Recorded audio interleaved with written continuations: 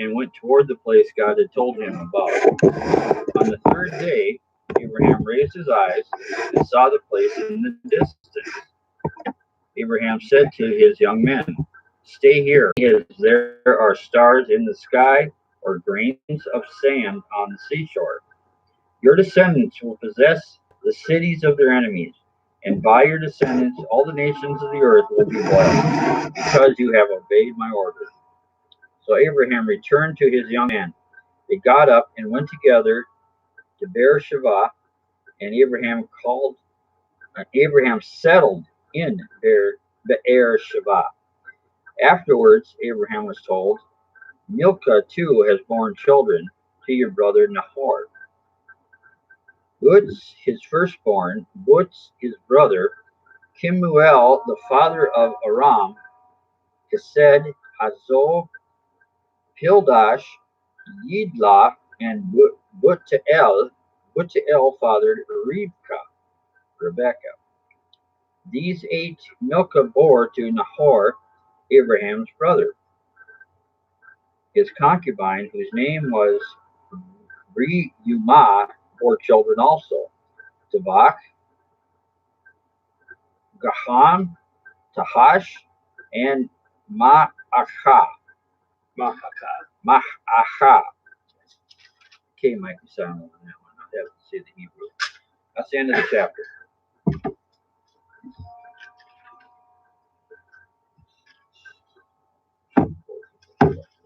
Close it. Left to make up your melon. All right. So 18 through 22 is this week's Torah portion, Vayera.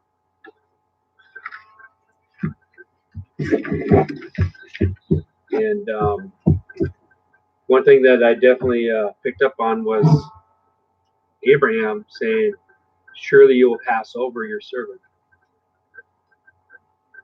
So we know that it was Passover. At the beginning of the... I think it's 19. Chapter 19, as he's talking to... Oh, okay. Yeah. I want to see that, but okay. Yeah. I'm trying to find something else, too, besides. Oh. It's like, I'm doing 2 things at once. Come on. I shouldn't be doing 2 things at once because I'm not a woman. Women can multitask, and men don't have a chance. Okay, maybe chapter 19. Maybe it was 18. Maybe it was 18. Okay. I'm waiting.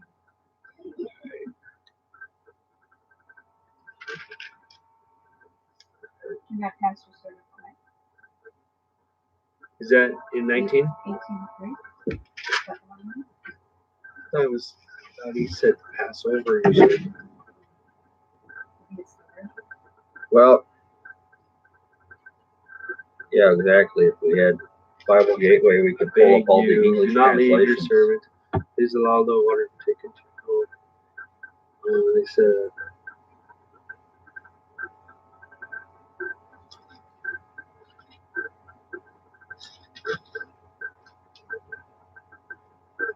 Well, we definitely know that if you look at the Passover itself, right? The Father, and some will say it's the angel of death. Well, I believe it was the Father himself, not the angel of death, right? What do you think? Do you think it was the angel of death that was that Passover? Or I see what was you're it getting at. Okay. Just like when he's seen the 3. Well, yeah, some of the translations say the destroyer. All right. Yeah, I haven't dissected it down to know, but I suppose God was there. Yes. And he ordained it, or he allowed it to. He said it has to happen.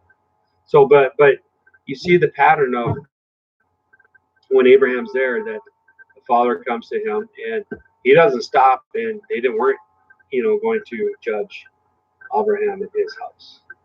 They were passing. They were going by.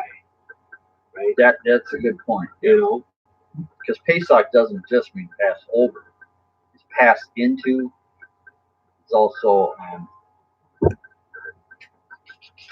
something else. But I mean, every house that had the blood, God essentially stood in that house and was in that house to protect it.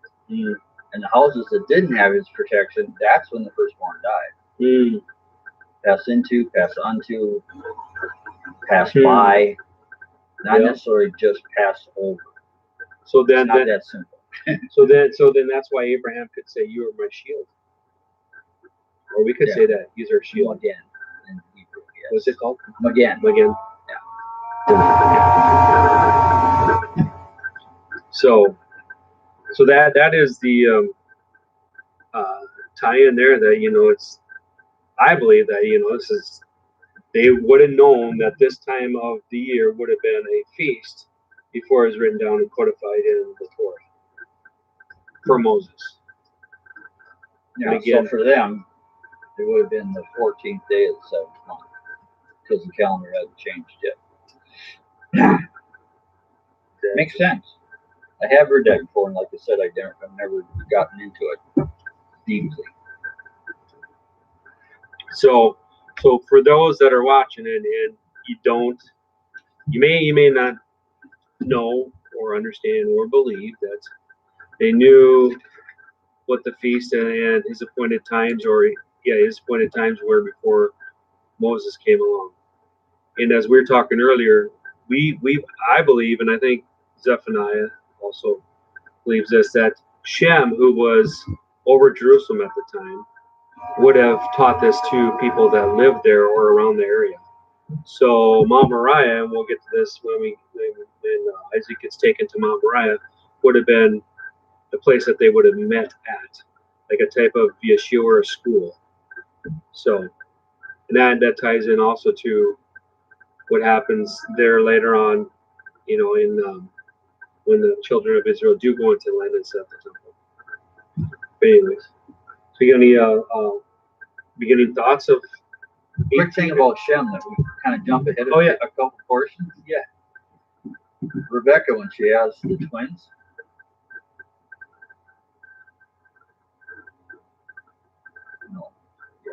that's right. Rebecca, when she has the twins, and it says in the scripture, it says she inquired of the Lord as to why there was such a battle in her womb. Mm-hmm. Okay, according to Jewish legend, she went to Shem to ask that question, and Shem inquired of the Lord and told her what was going on. So yes, she went to that yeshiva. Uh-huh. Wow. So it ties in there also. Huh. But the other thing, I gotta find something. You got anything else? Yeah, I mean, in chapter 18, right? You may have heard that the Orthodox don't eat milk and dairy, or milk and meat together. But chapter 18 in verses 8 here, it says, "And he took curds and milk and the son of the herd that he had prepared and set before them, and he stood by them under the tree, and they ate." So this very passage goes against what the Orthodox say that you do not do or you should not do. So basically, what they're saying is that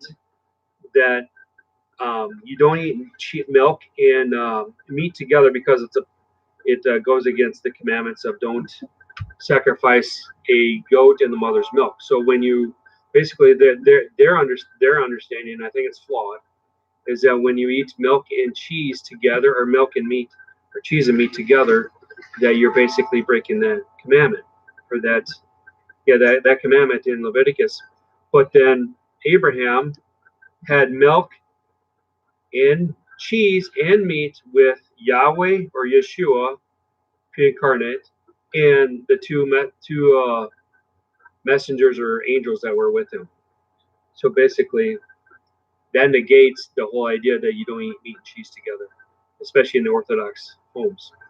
So if you're Orthodox, or if you know somebody that's Orthodox, you can say, "Hey, read Genesis 18, verses 8, and explain to me this right here.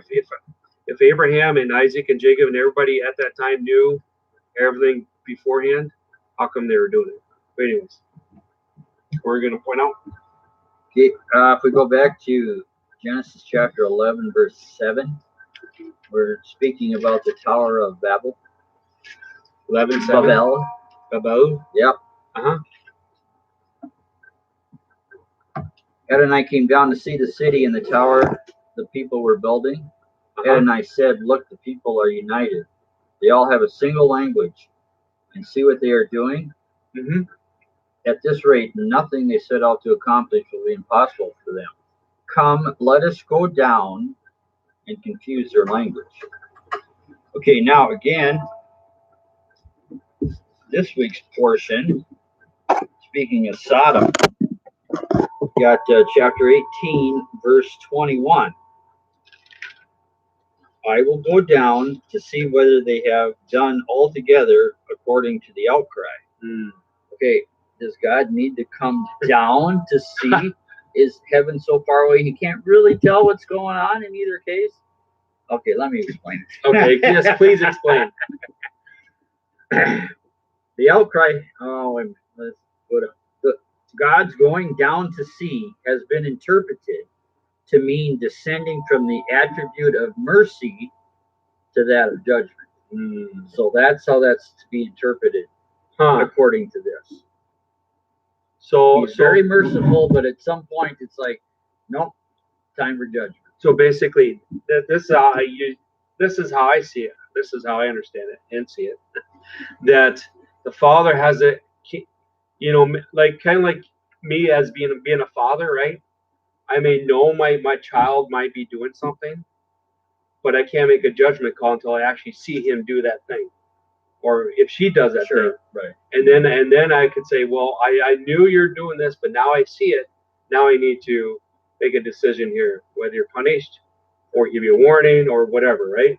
Yeah, I mean, our laws work the same way. Exactly. I mean, speeding's against the law, but unless they catch you, right? I mean, they can't charge you with speeding unless they catch you. And they know a lot of people are speeding. But, there's obviously not enough law enforcement to cover it. Exactly. So. So then the father would be going down there. He knew what was going on, right? He heard the cries, so he wanted to go down there and see for himself, and then decide to make the judgment. Yeah. And then Abraham has this encounter with them, right? I mean, trying to plead for, these number of righteous people that could be in the city of Sodom, right? They obviously, I could address. He didn't get to that number. What's that? I could address both those points. Okay. And the other thing would be the outcry. We can go back. Well, actually, at this point, we'd be going forward to the Exodus. Why did God tell Moses, I have heard the cries of my people, and I'm going to send you? It was the cries of the women that he heard, begging God to please take them out of slavery. So, the women, not the men? The women. The women are accredited for that. Really? And in this case also, this is in Sodom. The outcry has been interpreted to mean the cries caused by violence, and in particular, we're talking one thing here, of the brutal murder of a young girl who dared to help a poor man by giving him bread. See, it wasn't just the sexual sin. It was the not obeying Torah. The widows, the orphans.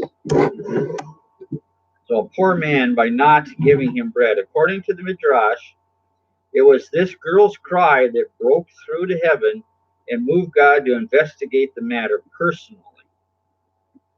The Midrash states that the sin of Sodom was primarily because of their pride and their refusal to give charity. Now, addressing the Abraham about wondering about the 50 and the 45 and on and on. According to the Midrash, Abraham was perplexed about the generation of the flood and thought it was impossible that there were not 10 or 20 righteous people on the earth at that time. Because of this, he felt compelled to question God. Would God destroy the righteous along with the wicked? Perhaps Noah thought the decree of the world's destruction was irreversible. But in this case, God told Abraham that his verdict was not sealed and that emboldened him to intercede on behalf of Sodom. So that was kind of interesting. Couple things that I think we could also get from this is that lots of times when people congregate to do horrible things, like Sodom or Gomorrah, or another city, right? I mean, just cities in general. It tends to be things that happen there that normally aren't done, like out in the country or out somewhere else. Like, for example, if I was to go to Las Vegas, right? I know there's going to be things going on in Las Vegas that's I know that doesn't happen here in Anoka, right? Or out in the country, right? Or even Abraham, right? Abraham is in the country doing his thing, feeding his flocks, taking care of his family, trying to serve the Father and understand His ways. Where Lot and his family, they're in the city. They're in there doing what they were doing and going along with it, or participating or whatever, right? So the thing of it is that Lot was somehow he was getting converts, right? He had over 300 people that were part of his entourage or whatever, but people that loved him and wanted to lay down their lives for them. A good example would be the battle of the with the 5 kings, where he had over 300 men that went and battled these 5 different kings and kingdoms, and they destroyed them all and saved Lot and his family and everything else. But the idea is that Lot wasn't doing his job, right? I mean, Lot wasn't shining his light and being an example to the people around him that were in the city of Sodom or the region of Gomorrah. So the idea is that, if we're going to live for the, he was not shining his light. We're to be a light to the nations. We're to be like salt and light, right? So if Lot knew the ways of Abraham, and if he knew Yahweh, right, and he wanted to go to the city, he should have been an example to the people around him, right? That's the idea. Well, so my thought is that when Abraham was making this deal with the Father, like, calling for this number of 50, 45, 40, so on and so forth, he was hoping that Lot was making converts. That Lot would have affected enough people to be considered righteous that the Father would not have judged them. See what I'm saying? Because that was the pattern that Abraham was doing. Abraham was making converts. People were being drawn to Abraham, and he was bringing people into the faith. But Lot, he was not. And so he figured, well, I'll get to 10, and that should be, a valid number. Well, there's only 8 people in his family that were above the age of 20 and above, right? Him and his wife, 2 sons, or no, 2 daughters that weren't married and 2 daughters that were married. That would have made 8. That would have made 8. Same number as how many were on the ark, right? Exactly. Yeah. I mean, there's a connection there. And of course, what does they mean? It all Exactly. together. Exactly. And then when they were leaving, his wife looks back and she longs to go back. She wants to go back. Not listening to the angels of the messengers that were going to bring judgment. Don't look back. Do not look back. Just go and leave. And then Lot, not really understanding the seriousness of the event, getting out there ASAP. Took some time for them to get out there, and they had to kind of drug his feet. Yeah. He drug his feet. But I do have a commentary here somewhere that Lot would have been destroyed if Abraham wouldn't have said anything. God is just going to wipe it all out because Lot had defiled himself, like Darwin is saying. He wasn't. He shouldn't even have been living there. Period. Really, but he was. So if Abraham wouldn't have spoke up, Lot would have been gone at that point. And we know that Abraham cared for him so much that at one time he thought that Lot was going to be the one who's going to inherit everything, right? Or was it Eleazar? No, it was. Oh, my bad. Lot was never mentioned. Oh, yeah. My bad. Yeah, Lot was, because Abraham saw Lot's father die, and took Lot into his family. Yeah, you're right. Yeah. So let's get to Abraham and his screw ups. Well, I mean, people won't tell you this. They won't talk about this at church. If you go to a regular Sunday church, or they might not. They could. I'll take back that statement. But it is apparent that Abraham screwed up a number of times. and the father still didn't allow him to completely destroy everything. What are the 2 times you can think of? Hagar? Are you Well, thinking 3. Okay, that's 3. Okay, you're going 3. I don't know. Well, go ahead. The Pharaoh. Oh yeah, she's my sister. Oh, I'm gonna. Well, okay, yeah. He didn't have enough faith. And then Abimelech. Twice. Self-preservation, right? Yeah. So his faith was very lacking there, that he believed he was going to be killed. Exactly. After he was told, you're going to be the father of a multitude of nations. So you're right, yes. And he's our father of our faith. But then Moses, no, I know. David. I know. You're right. I know. But see, what I'm saying is that in all the scriptures, you can look from Genesis, Revelation. I'll challenge anybody out there who wants to do this. No one person will be called righteous. As for example, as a righteous person, it is always conferred as a people that are considered righteous, and that would be Israel. That's because of what Yeshua had done. He's the only one that can make us righteous. Otherwise, everybody screws up. That's why when in Acts, the book of Acts, it says, that God be true and every man a liar, right? God's the only one that's truly true, and everybody else we don't measure up. We never will. And Psalm says, there are none righteous. Yeah, exactly. But anyways, the idea is that the father wasn't going to allow Sarah to be violated by Abimelech, who was a pagan king, right? A Philistine. And they made this covenant or this agreement with the Philistines. Well, what happens when they go on the land? They have all this issue with the Philistines.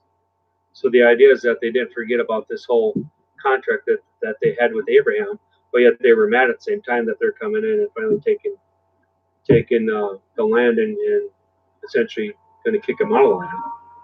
And then to this day, a lot of people would say that Palestine is considered the Philistines, but that's a whole nother discussion. But anyways, well, that is another discussion. So and the whole Hagar thing, right? And here's the other thing. And Sarah, wanted him to go with the plan B and have this boy that is considered a son of the flesh. Well, that's the best that medical science of the day could do. Get another woman. Yeah, exactly. But then at the same time, and here's the other thing, right? The binding of Isaac, right? He knew. So, and this is what the guy I was listening to was saying about the binding of Isaac, that was the judgment upon Abraham of the true test of faith because of what he did with Hagar. Because he failed. I've never made that connection before, but yeah, because of his failures, he had to be severely tested. That's good. Yeah, I know. And the midrash says, the midrash is that when he was bound by his hands and his feet, that Isaac never lost those marks on his hands or his feet for the rest of his life. Whether that's true or not, I don't know, but that's what the rabbis are saying. But it's interesting because we know who had his hands and his feet pierced for us. So Isaac was probably bound this way, just like Yeshua was. Mm-hmm. Not this way. No. Nice. What else you got? The ram caught in the thicket. You want to hear the ancient Jewish legend? Yeah. Here's an amazing midrash concerning the mystical white ram that volunteered to be substituted for Isaac during Abraham's greatest test. On the last day of creation, in the twilight of the first Sabbath, God made a beautiful white ram. God put the ram in Gan Eden, the Garden of Eden, and said, "Wait here until I call you." And there the ram waited and waited. Meanwhile, Adam and Eve disobeyed God and were exiled from the garden. They left the beauty of paradise, yet the ram stayed and waited. The ages passed, and the other animals left the garden. Still the ram patiently waited. Then one day God woke the ram and said, "Today is the day." The ram jumped up and began to run. He knew what he had to do. The evil one appeared and said, "Stop, don't leave this beautiful garden. It will mean your death." But the ram said, "I must save the child." And he ran out of Eden. He ran over the rocks and the boulders. He leapt over stony crags. He knew exactly where he was going. The evil one next appeared disguised as a field of fresh green grass. "Stop here," he cajoled. "Eat and rest. There's no need to hurry." But the ram replied, "I must save the child," and ran even faster through the dusty desert. The evil one waited and then appeared as a sparkling fountain of water in the waste places. He cried out, "Yo, all who are thirsty, stop and drink. Rest, there is no hurry." But once again the ram replied, "I cannot stop. I must save the child." Further still along the way, the evil one appeared as a hungry lion and roared, "Stop, or I will rend you to pieces and devour you." But the ram stoutly replied, "I must save the child," and leapt over the ferocious lion. Finally, the ram arrived at the sacred mountain, Moriah. At the top, he saw the child tied and bound to an altar and a weeping man. "Wait," cried the ram, running with all his strength. "I am here, take me." But the evil one, disguised as a bush of brambles, caught the ram's horns and said, "You shall go no further." The ram struggled to get free, crying out, "Abraham, here I am, take me." But Abraham did not hear. The ram then heard the voice of God saying to Abraham, "Stop, I asked you to sacrifice your only son Isaac, to test your love and trust in me. Now, instead of Isaac, sacrifice this ram.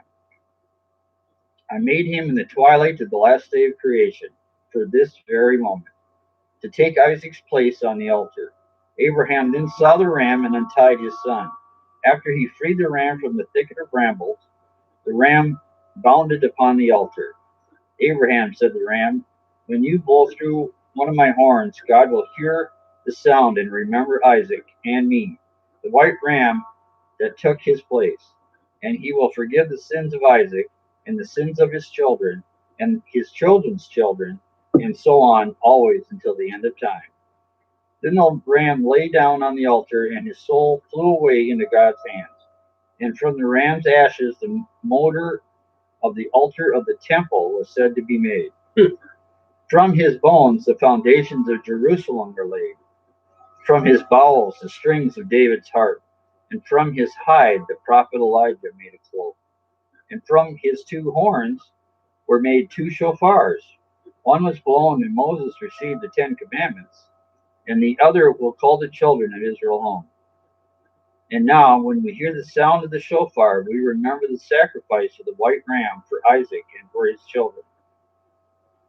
This beautiful midrash has it partly right. Yeshua is indeed called the Lamb slain from the foundation of the world, though he was not created on the eve of the last day of creation, but rather is the Creator himself.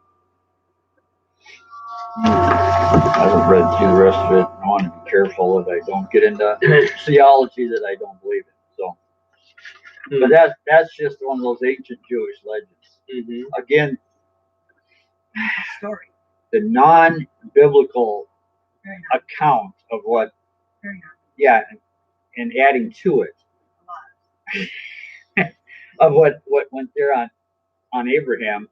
The first time a shofar is mentioned is to Abraham, and Abraham looks at God and says, "What's a shofar?" And God says, "Look behind you." That's another ancient Jewish story. Yeah. So it ties into this song. It's just very interesting. It's like a word picture, you know. Can't go on with that one at all. Yeah, the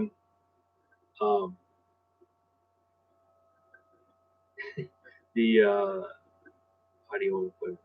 Some of these midrashes obviously will go to places that they probably shouldn't.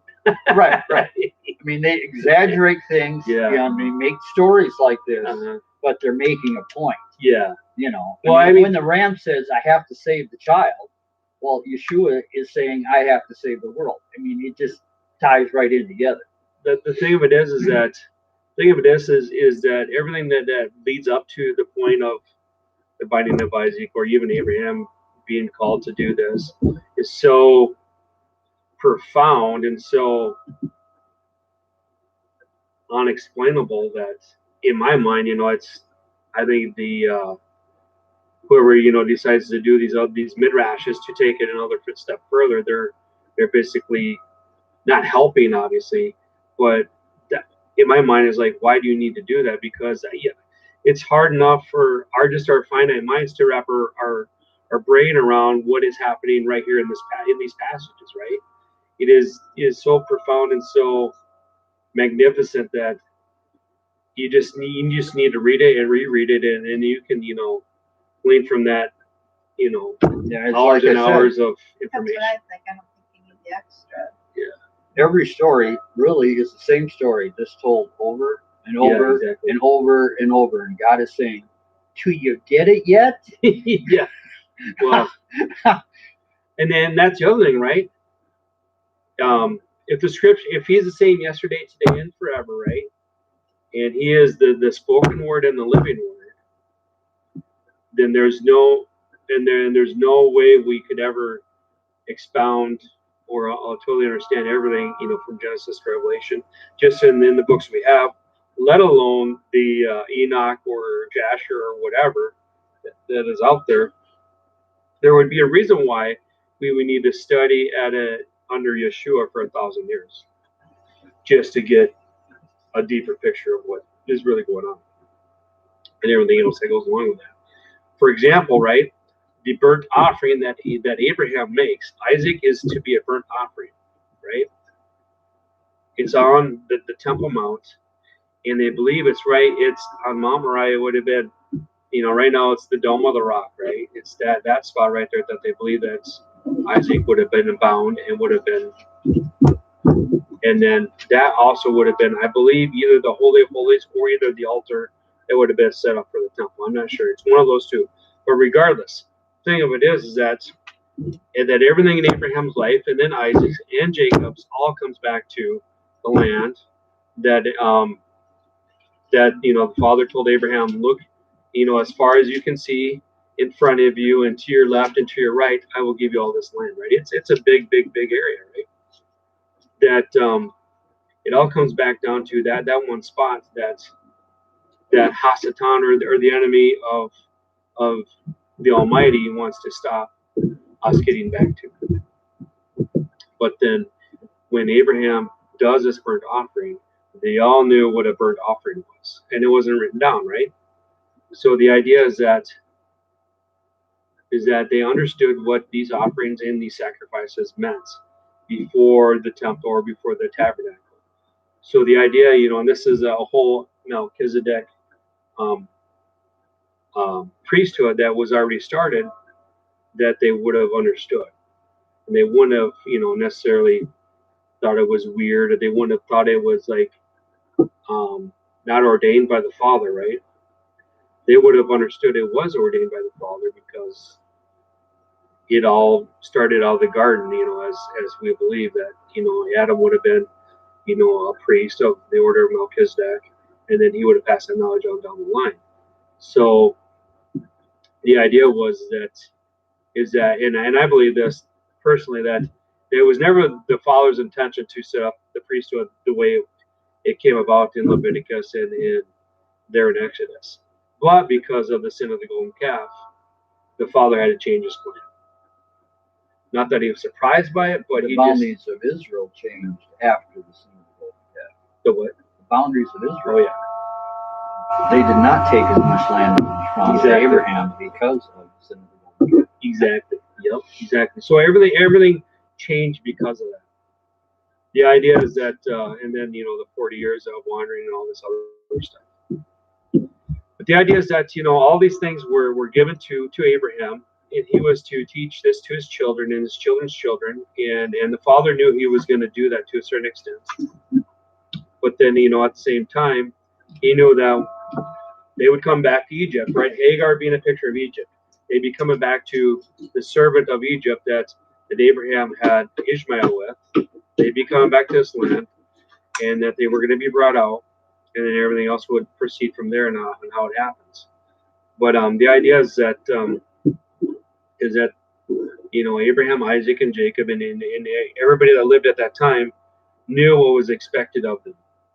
And if you're a pagan believer that probably came out of Babylon or were the teachings of Babylon at the time that Nimrod had set up, and that the Father had scattered everybody, somehow they all knew the practices of what not to do, and they all had understanding of what would make the Almighty very, very upset. Sodom and Gomorrah is a very, very good example. And when the Father decides to bring judgment and bring the fire and the brimstone, there's good reason why he did it. And then, like you said earlier, with Lot's daughters, they thought this is the end of the world. Yeah, that's 100%. Something I mentioned before, but while we're right here, I'll mention it again. If you go to Leviticus 16, verse 3, we're talking about what Aaron needs to do when he goes in to sacrifice. Here is how Aaron is to enter the holy place: with a young bull as a sin offering, and as a ram as a burnt offering. Okay, the young bull is a sin offering. That bull represents Yeshua, the sin offering. And the ram represents Isaac, burnt offering. Isaac. And you'll notice all the sacrifices, it's always bulls and rams. It's always Yeshua and Isaac, constantly referring to that. God's trying to say something here. Yeah, for sure. So say that again. You're saying at the time of Leviticus 16. Related back again to Isaac? Yep, because the ram was substituted for Isaac. Every time that Israel sacrifices a ram as a burnt offering. But the bull has that. And the bull is Yeshua. A bull or an ox, which is the Hebrew letter Aleph, which means strong, and that represents God. So the bull, the ox, God, Aleph, because God is the sin offering for us. And then the ram would represent Isaac. You're constantly remembering Isaac because he's a picture of the Messiah. And what does Paul talk about in Romans? We're to be living sacrifices. Yeah, living sacrifices, correct. So Isaac is the first example of that's true. What a living sacrifice is to be, because he didn't. And I guess this is the other thing that I don't understand how he could have went along with us being in his 30s or whatever it was, and not saying. But he was obedient. Exactly. Just as Yeshua is obedient. Exactly. And that we are supposed to be that obedient. So here's the other thing, right? How much of a prophetic picture of it is that they were both willing and obedient to the Father, as Abraham would have been like a type of father, and Isaac being the son, like the son of Yeshua, the father and the son working together to make this happen. So what does Abraham do? Like the Father. He's a picture of God himself. Because what does John? I understand that, but in your theory with the sins, the burnt offering and the sin, is there something for Abraham, or is that just No. Oh, my thought is, I think it's in the Ten Commandments. Honor your mother and father so your life may be long. Who would be our mother and our father of our faith? Abraham and Sarah.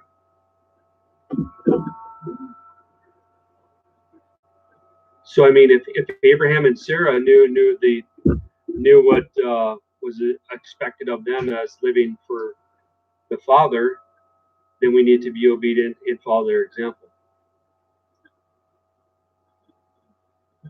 Because Sarah at the time was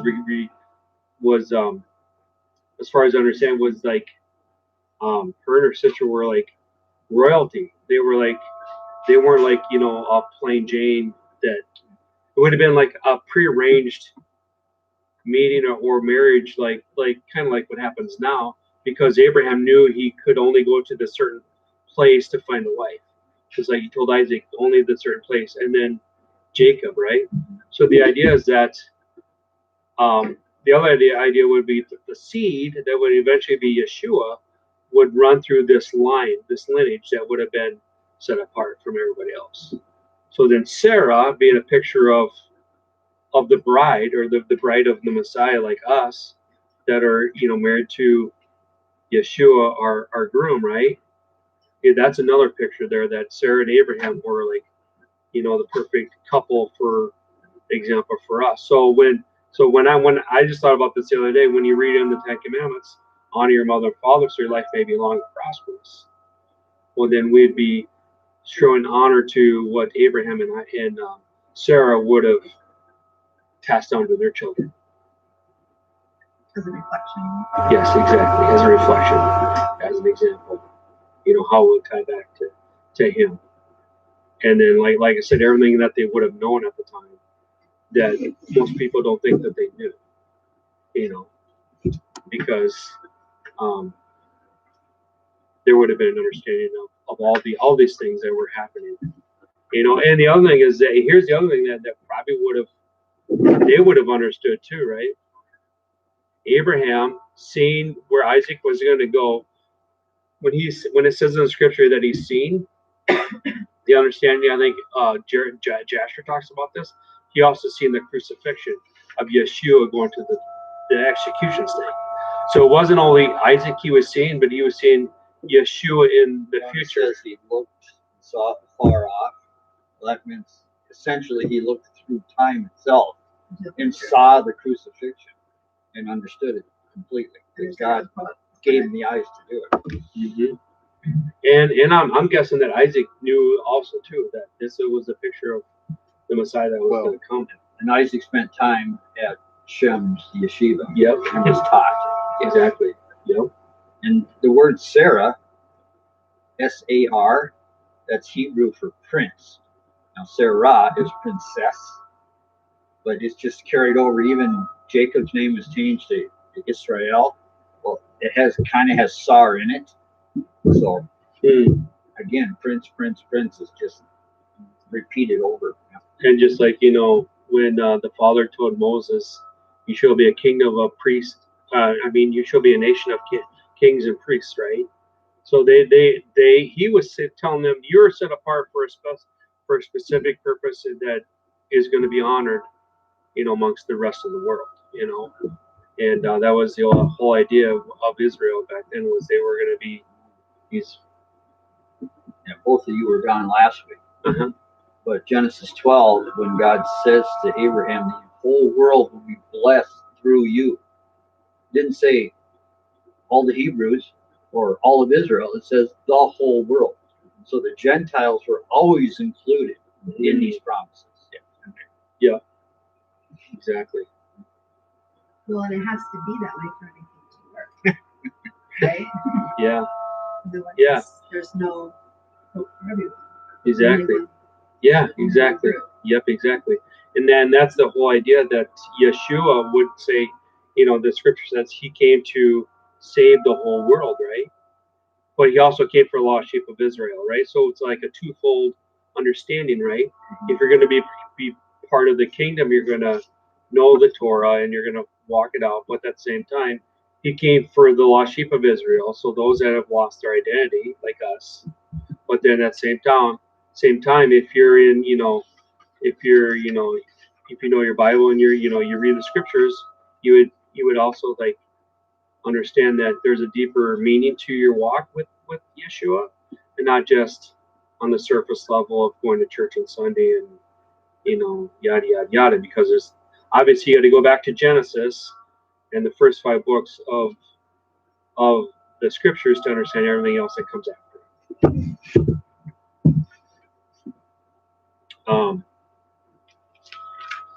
Let's see, what else do we want to cover? Oh, I guess the other, I don't know, I don't have the Hebrew. Do you have the Hebrew in front of you? of chapter 20. I have a partial 22. Hebrew here. The 22. There's olives and tovs, I guess, in the original Hebrew leading up to Isaac. That's not going to be in my translation. If we had a separate here, it would be. Where's Travis when we need him? But the olive and the tav is mentioned on numerous times as Abraham and Isaac are going to Mount Moriah in the original Hebrew. So the understanding is that the Father's seeing the beginning and the ending right there in this whole event. You know, it all ties back to obviously Yeshua being the olive and the tav. You know. And in the story I read about the white ram, also in Jasher, it says Satan many times tried to stop Abraham and Isaac on their way to Moriah. Yep. With different things. I don't remember the specifics. I wish I did, but in Jasher, all that's laid out. If somebody wanted to read it. Right on. So I'm sure that's probably why Abraham had to have two servants to help them with whatever was going to come along their path. And the father said, well, take these two men with you to make sure you get to where you need to be, right? Because obviously Hasatan, and here's the other thing, right? I mean, somehow he's able to make the connections and know what's going to happen before it'll happen, and he's going to try to stop it. Right? Just like, Adam and Eve, just like Noah. I mean, on down the line, Jacob and Esau. Somehow. Well, yeah, they say the entire story of the world is written in the constellations. He definitely knows that. He would. You're right. Yes. You're right. I mean, that's where the whole story of Nimrod and Tammuz comes from. Yeah, you're right. Because he perverted the story in the stars, and that's where that story comes from. Yeah. Tammuz was a virgin birth. Well, yeah. Of course, he wasn't. Yeah. But that's where the story came from. It's not something he came up with on his own. Yeah. The only thing he came up with on his own was that he was going to be better than God. That didn't work out real good for him. No, it never does. Do you have any questions about any of these chapters, Jenny? That you need more clarification or understanding? Anything else you want to? I wish I would have had time to do more studying, because I'm sure there's much, much more. I mean, there's so much here again. I know. All these last portions, you could spend a whole year on, just one portion for sure. Yeah, exactly. You could spend weeks on just a group of 10 verses. Yeah. Exactly. It's really, really loaded. It is. That is for sure. So where are we at for the Tanakh, the Haftorah? I got it here. Where did I lay that down? Lay it here somewhere. Here it is.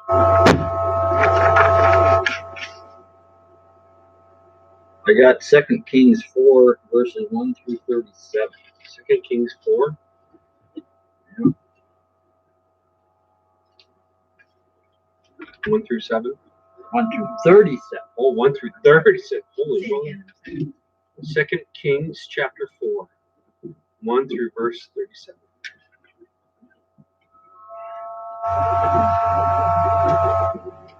Excuse me.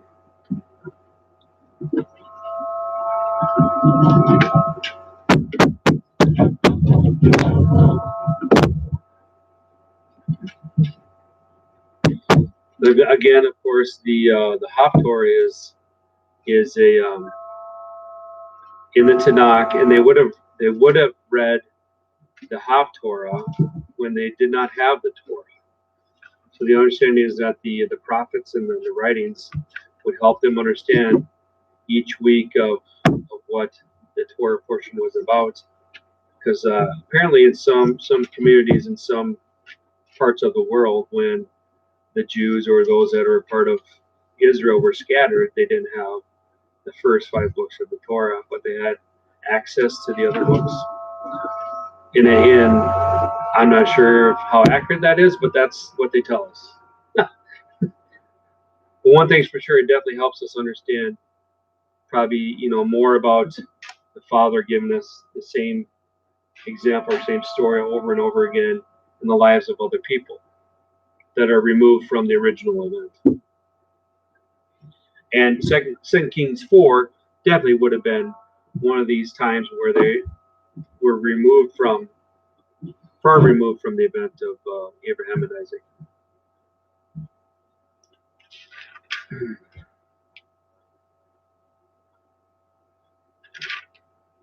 You want me to read? No, Okay. A certain woman of the wives of the sons of the prophets had cried to Elisha, saying, "My husband, your servant, is dead, and you know that your servant has seen Yahweh, and the lender has come to take my 2 children to himself for slaves." And Elijah said to her, "What shall I do for you?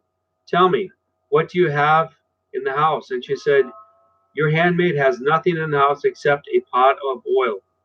He said, "Go, bake vessels for yourself from outside, from your neighbors, empty vessels. Do not let them be few.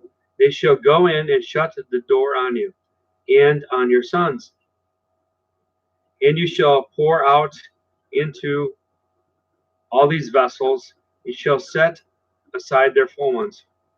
She left them and shut the door, and on and on her sons they carried to her, and she poured out. It happened when the vessels were full. She said to her son, "Bring another vessel to me." He said to her, "There is no other vessel," and the oil stopped. She came and told the man of Elohim.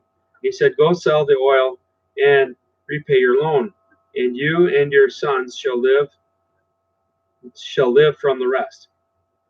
And the day came that Elijah crossed over Shunem, and a great woman was there, and she laid hold on him to eat bread. It happened as often as he passed by, he turned aside there to eat bread.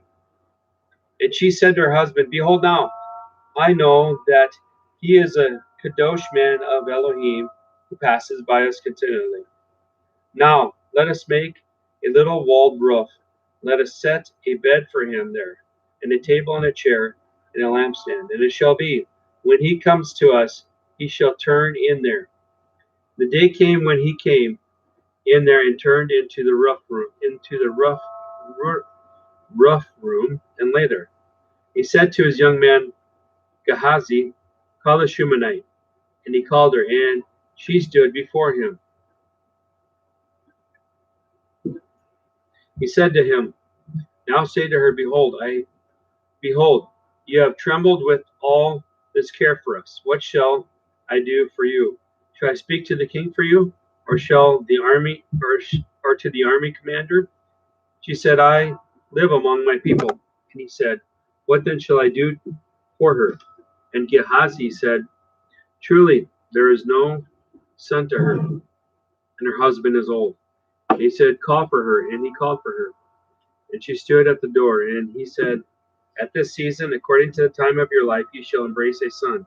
And she said, "No, my master, O man of Elohim, do not lie to your handmaid, The woman conceived and bore a son at this season, according to the time of life that Elisha spoke of to her. The boy grew, and the day came that he went out to his father to the reapers. He said to his father, my head, my head." He said to the young man, Carry him to his mother." And he carried him and brought him to his mother. He sat on her knees until noon and died. She went and laid him on the bed in the man of Elohim, and shut the door on him, and went out. She called her husband and said, "Please send to me one of the young men and one of the donkeys, and I shall run to the man of Elohim and return." He said to them, "Why are you going to him today? Is it neither is it is neither new moon nor Shabbat?" He said, "Shalom." And she saddled the donkey and said to her young men, "Lead on and go. Do not hold back riding for me except I speak to you." And she went and came to the man of Elohim to Mount Carmel. It happened when the man of Elohim saw her from afar, he said to his young man Gehazi, behold, the Shumanite. Now please run to meet her and say to her, it is well with you. It is well with your husband. It is well with the boy. And she said, well.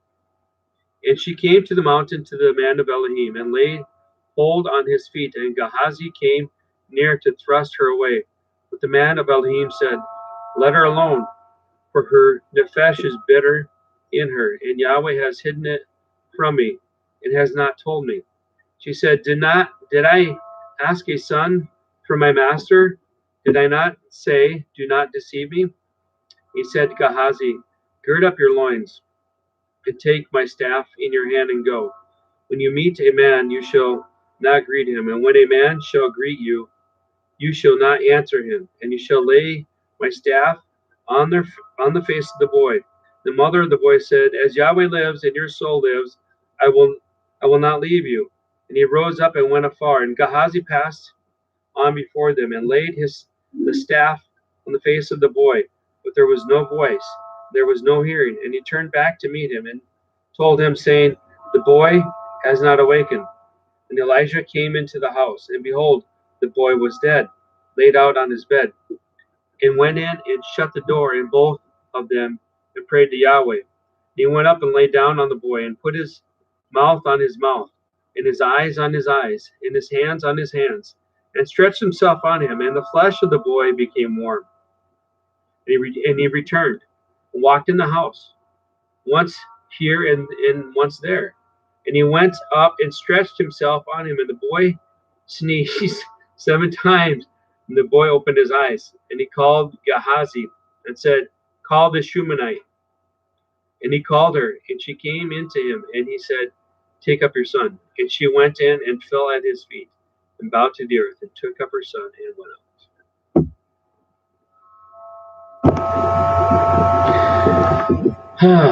So yeah, again, another brought back to life. And according to ancient Jewish wisdom, yeah, the boy that was raised from the dead is Jonah. Really? Yes. Never heard that before. Huh. My thought was that the place that Elisha was at was on the mountain. I wonder if that was Mount Moriah. Mount Carmel. Mount Carmel. Yeah, I don't know. Oh yeah, Carmel. Each other, Carmel. Yeah, my bad. What am I? Never mind. Just forget I just said that. Well, Mount Carmel. Yeah. But it is a type the of final editing. We'll take that. yeah. Post production. Yeah, there you go. Post production crew, you want to take care of that? Yeah, exactly. Yeah, thank you. Oh my. Get people out. You my people on it.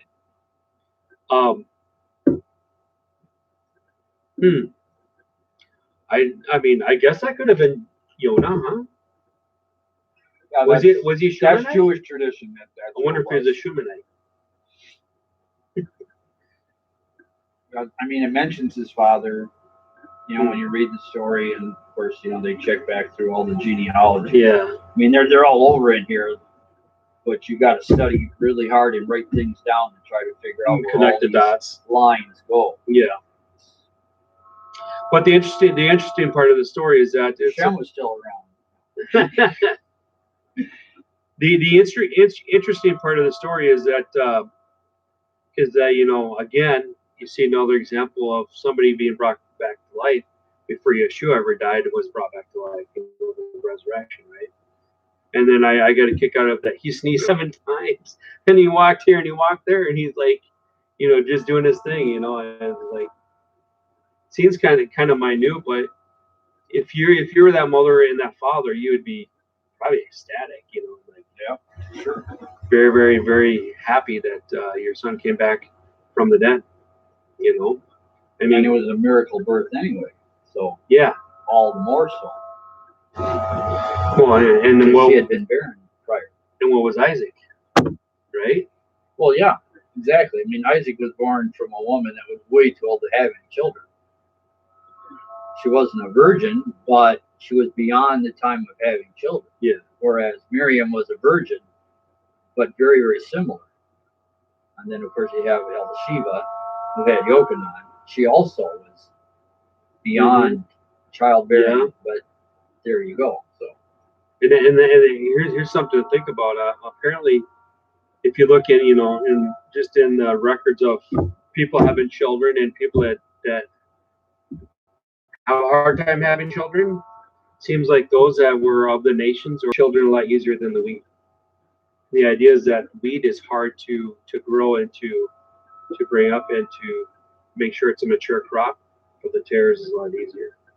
Yep. Look at my yard. I got plenty of weeds. Wheat or weeds?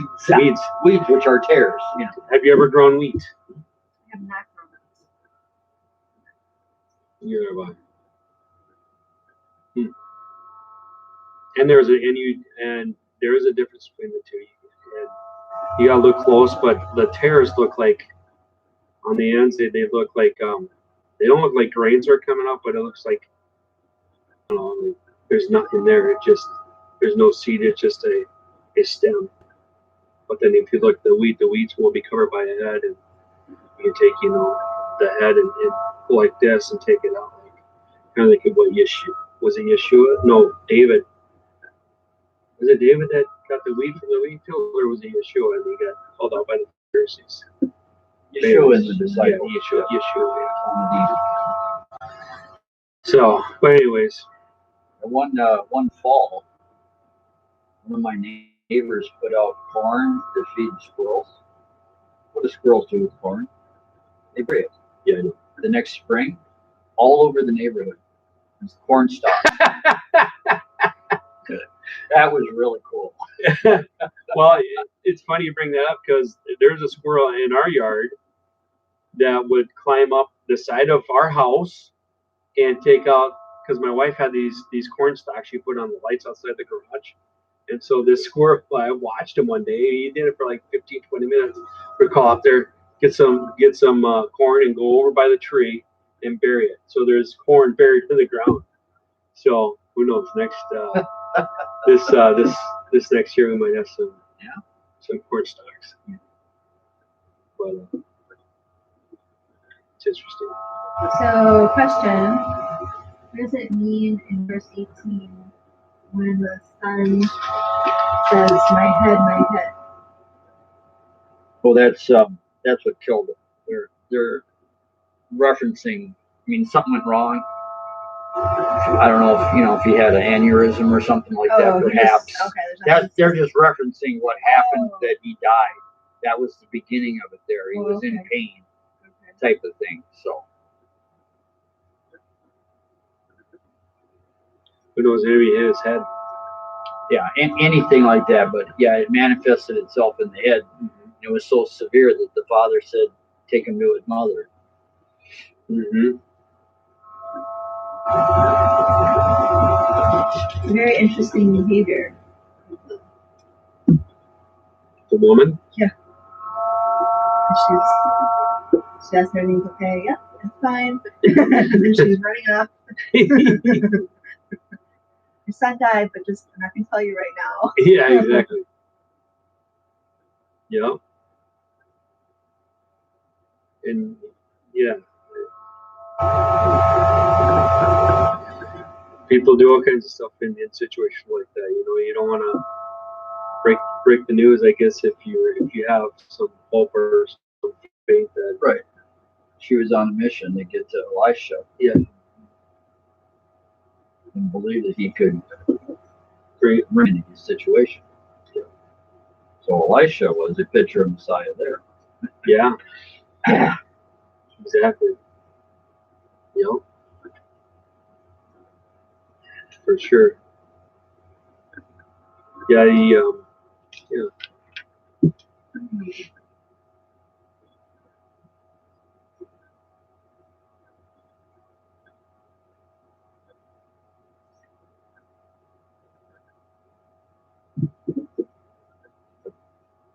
And would Gehazi be a picture of the Ruach?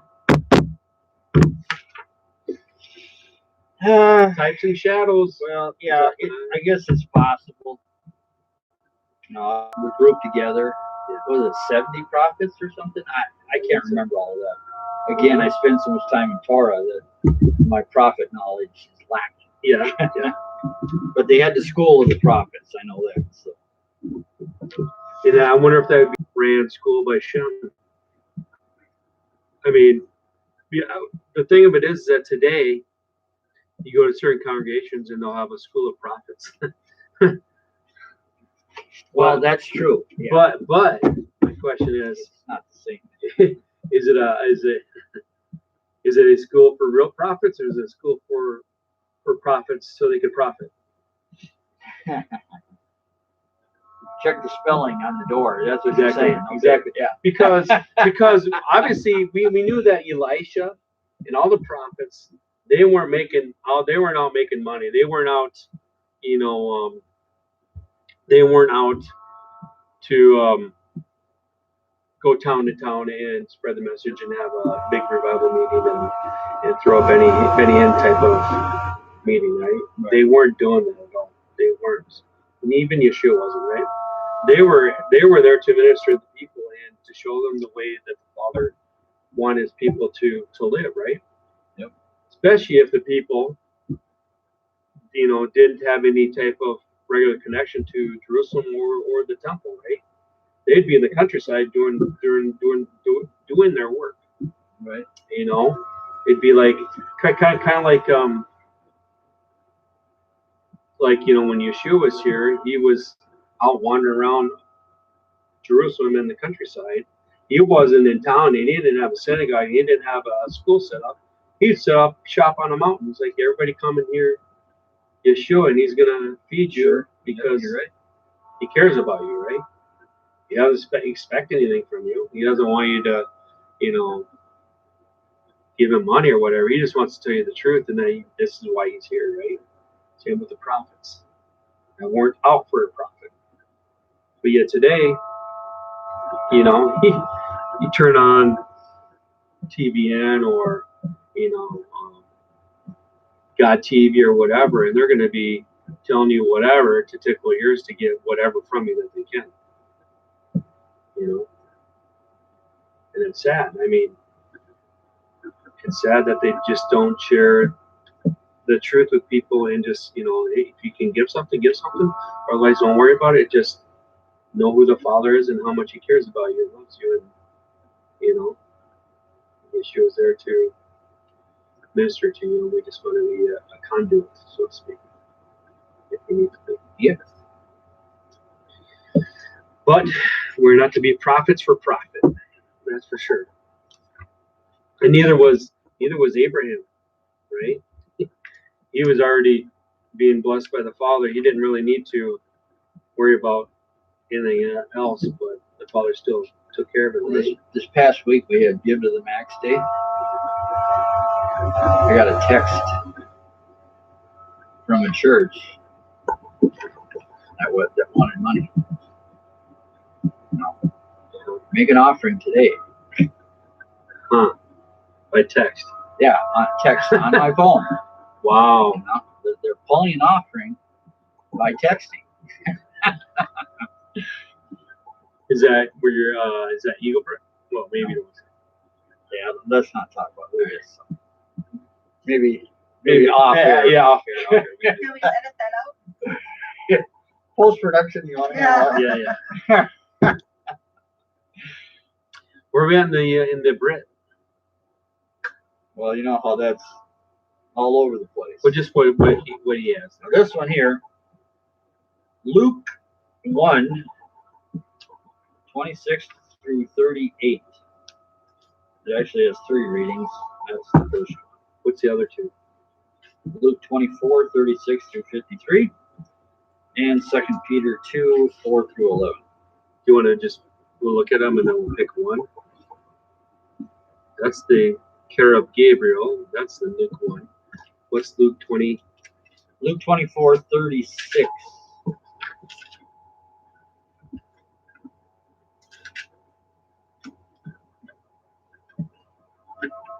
That's Yeshua when he came back to talk to his Talmudim disciples.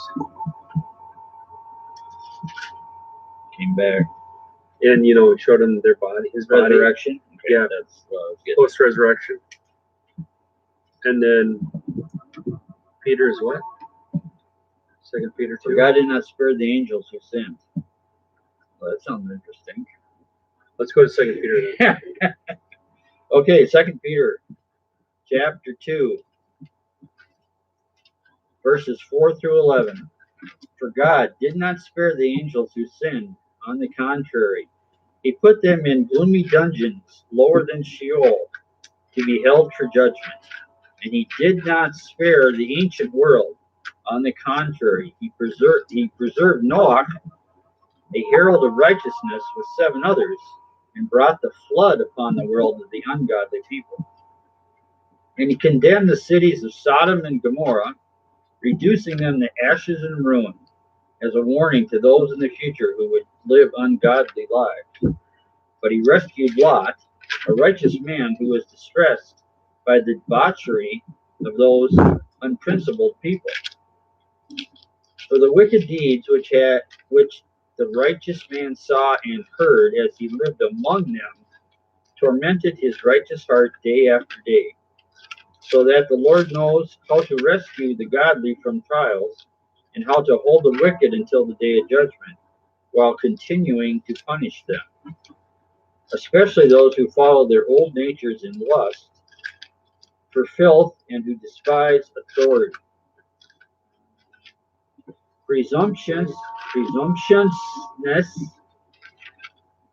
and self-will, these false teachers do not tremble at insulting angelic beings, whereas angels, though stronger and more powerful, do not bring before the Lord an insulting charge against them, which would be Lashon Hara.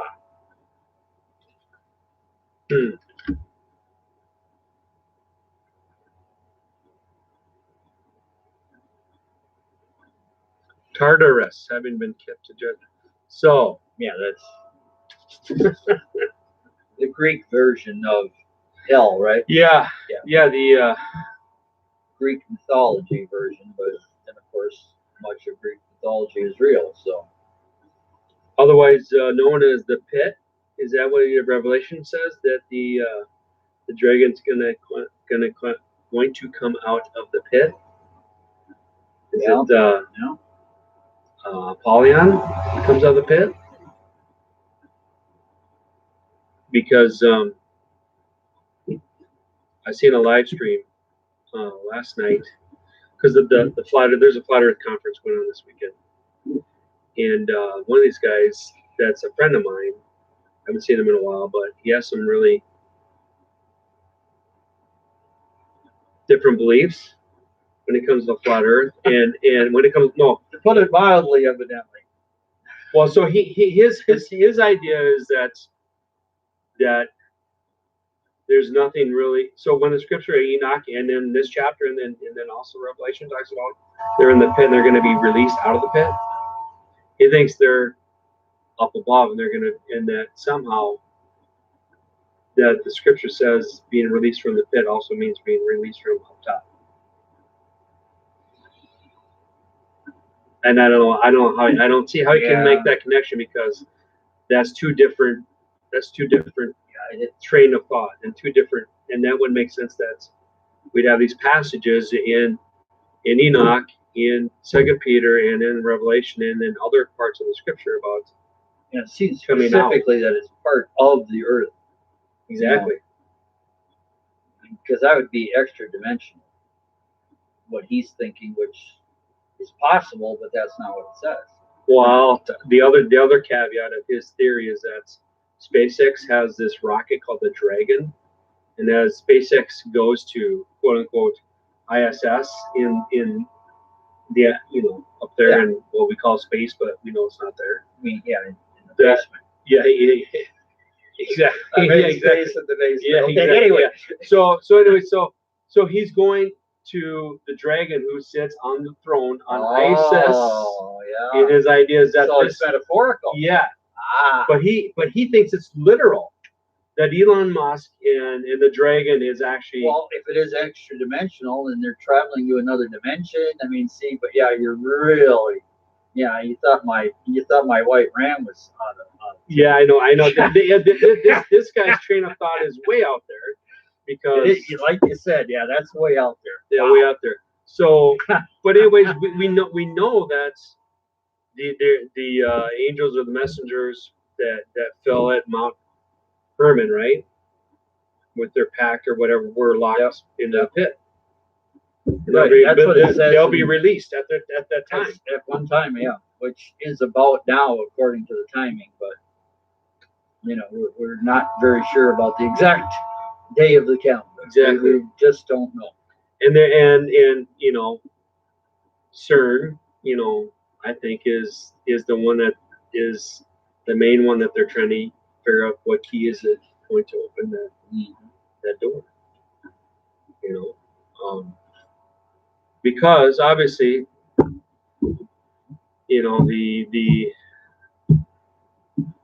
I suppose the apocalypse, which is the revealing of everything, of, you know, the unravel, you know, these end times, and that's part of the whole idea that these beings will be released and be revealed. That would go back to where it started, right? And while they're being locked up, they're still concocting a plan, right? So if you like watch a movie of these prisoners that are locked up, or just in prisoners in general, if they're around all these bad dudes and these bad people, and they have all these ideas, the more likely they have more bad ideas that's contributing to what they want to do when they get out. Sure. So if human nature is a picture of demonic nature, or demonic nature is a reflection of whatever, they both work hand in hand to a degree, especially in this scenario. They're locked up, they're contriving something. Just as, you know, and then it weaves in here in this story about the cities of Sodom and Gomorrah and the ashes, and he commanded them with an overthrow. And it's an example of two men intending to live unholy lives. And there again, is that the same chapter we read, right? I don't know where yet. 2 Peter 2? Yeah. Yeah. Yeah, it talks about Yeah. Sodom and Gomorrah. Okay. Yeah, and even though we discussed that Lot was doing things he shouldn't be doing and living where he shouldn't be living, but obviously he's still considered righteous compared to the rest of them. Yeah. Well, you know, on that regard, though, it's a little bit of a picture of us today, because we're living where we're living, and we're amongst all the sin, right? And we're trying to live That's a true. righteous life. It's true. And it's actually kind of comforting, because God heard the cries of the righteous, which sounds like it was just Lot. You know, so that's just one. Mm-hmm. So it's kind of comforting to know that even though we're kind of wondering what's going on today and all these weird things, and, you know, the sin that we see, we're trying to do the right thing. God does hear us. For sure. You know, rescue.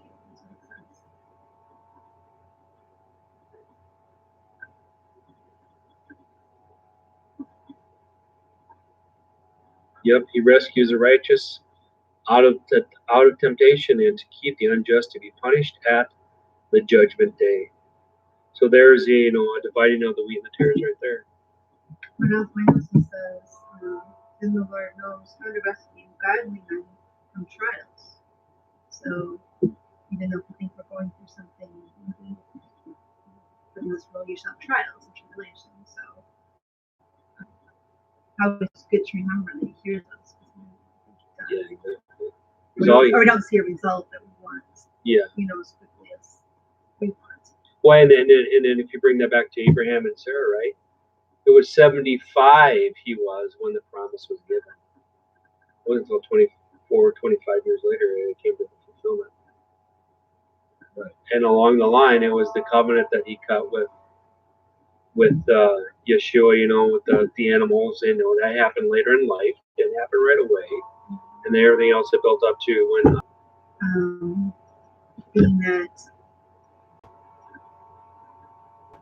similar in that it was a long time to get this child, and then the thought of, what if it had turned out that he had to kill Isaac? Obviously, he didn't, but if he came back without a child, how it's kind of how that woman says, you don't play with my emotions, kind of like, don't tell me I'm gonna have a child and you're gonna take it away.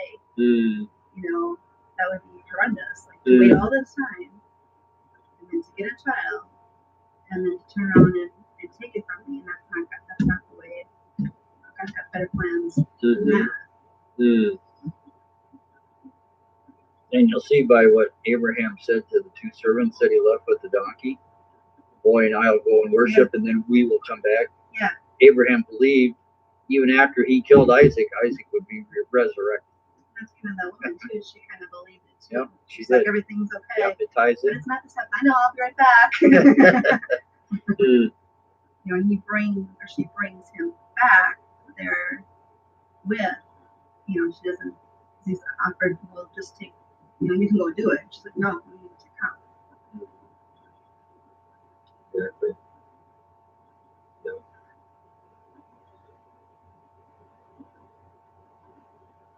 All an example for us to not lose faith or to give up or to be overwhelmed by the circumstances around us. Yeah. Abraham was one guy that traveled from where he did to a country he had no idea where he was going.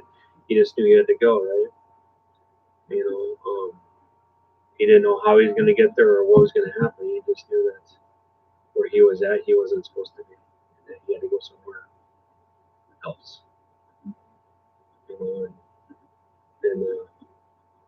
apparently that happened with Sarah and these two rulers that he almost gave her away, and his own fleshly, and then even Sarah's own fleshly understanding or trying to control the situation, right? On how the father wasn't going to allow them to completely screw it all up, and then eventually it would be it literally is a story or an understanding of this seed that was going to possibly be dead and dead forever, that it was brought back to life and was resurrected before anything would happen. And how the promise was given to him at one time, and then he continually, wanted, would laugh, like, and then Sarah laughed, like, is this really going to happen? Sometimes we do that too. Are we really going to, be all in all the time? Probably not. We're gonna, have some faith or some doubt along the way. But then again, at the same time, the Father would hopefully show us that, you need to keep going and not give up. His timing, not ours. Yeah. Exactly. Hallelujah. That's true. So true. But yeah, it said God would bless Ishmael because Abraham was concerned about him. Yeah. That he'd become many nations and be blessed. And who is Ishmael? The father of the Arabs. Mm-hmm. And what do the Arabs have? Oil. So God kept his promise. Exactly. Yep. For sure. And to this, we were talking about the Palestine earlier. A lot of those are Arabs or whatever, right? Would have connection to them, and how the Father's still using or is bringing them into understanding of Yeshua, who Yeshua is. So that's the other part of this whole scenario that some say that Hamas is used in Genesis, and Hamas is another word for violence. That when Noah was on this earth, that Hamas, or maybe in Sodom and Gomorrah. But anyways, violence we know is bad, but even that understanding of the violence was started then, we see it now. But at the same time, we see some of those, or a number of those people that would normally be bent towards that, coming out of that, and understanding that they don't have to go along to the edicts of Islam and whatnot. And at the same time, there's some people that they know they're of one of whatever tribe, but yet at the same time they do some certain practices of Islam in order to keep their lives because of where they live. Now that's mind bender too in itself. There was a documentary I watched on Amazon Prime talking about these people that they think are lost tribes, and one of the areas this guy goes to is in Afghanistan. Now these people that live in these villages in Afghanistan are Jewish, and they know they're Jewish, but they don't make it known because they want to keep it secret. At the same time, they do some of the things that they would practice in Islam. I mean, it's crazy, but at the same time, it happens, I guess. Yeah. The only thing we can truly hope is that everything will be rectified and done away with this time in the right way. All right, I guess we got anything else to discuss or midrash on? I think we're pretty covered. All right. We'll close in prayer. Hallelujah, Father, we just thank you for this Shabbat, and thank you for this time we could gather together and read your word and worship with our fellow brothers and sisters, and that we can learn from the life of Abraham and Isaac, Sarah and Ishmael, and everything in this portion. And Yeshua, as we see you approaching us, may we get up from where we're at and run to you.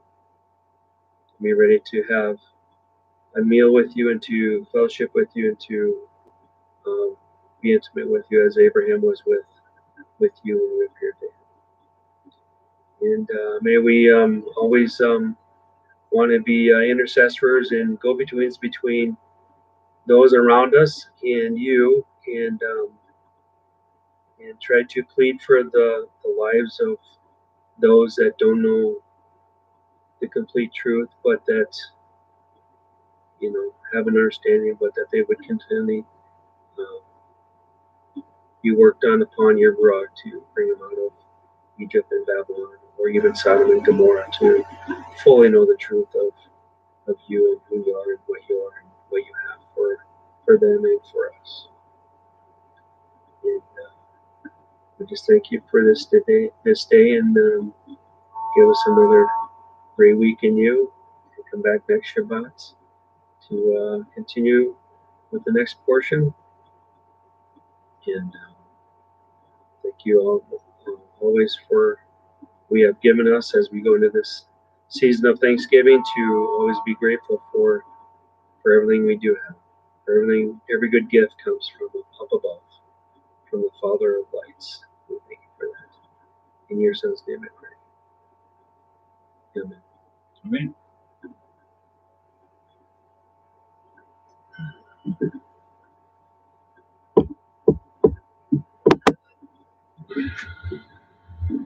The law knew that the Messiah that was promised would be God himself. I get the Bluetooth on. Yes. Narrative